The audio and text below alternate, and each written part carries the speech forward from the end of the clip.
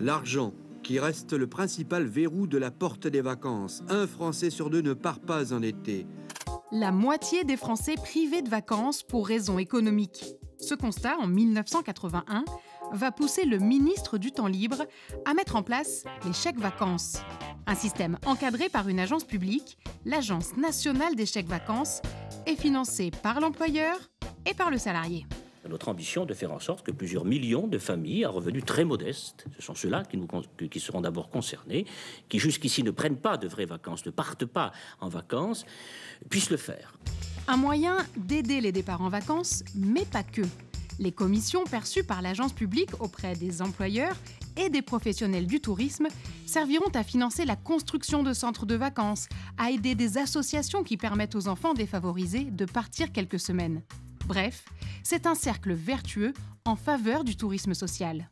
Le chèque vacances va représenter non seulement cet élément d'incitation pour le départ en vacances de beaucoup de gens qui le souhaitent, mais en même temps le moyen de récupérer, de réunir des sommes extrêmement importantes qui serviront à l'investissement social.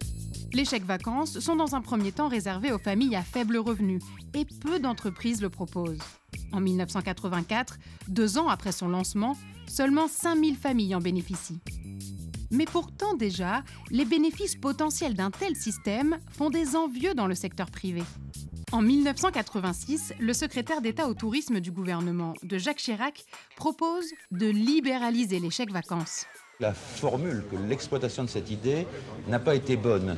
Et je me préoccupe actuellement de trouver une formule plus libérale d'aide à la personne, à l'image par exemple de ce qui a été fait pour les chèques restaurants. Privatiser l'agence publique des chèques vacances, il ne sera pas le dernier à le souhaiter. Les entreprises privées qui gèrent déjà les tickets restaurants sont dans les starting blocks. Car les années passent et l'utilisation des chèques vacances se démocratise. Mais l'agence publique résiste. C'est un outil public, voulu par l'État, permettant aux salariés de partir en vacances. Le magot généré par les commissions est de plus en plus gros, car dans les années 2010, ce sont près de 4,5 millions de Français qui utilisent ces chèques vacances. Le chèque vacances représente 5 milliards d'euros de retombées économiques. En 30 ans, il a su s'imposer comme un moteur du tourisme en France. Aujourd'hui, le gouvernement songe à réformer l'agence publique en l'ouvrant à des opérateurs privés.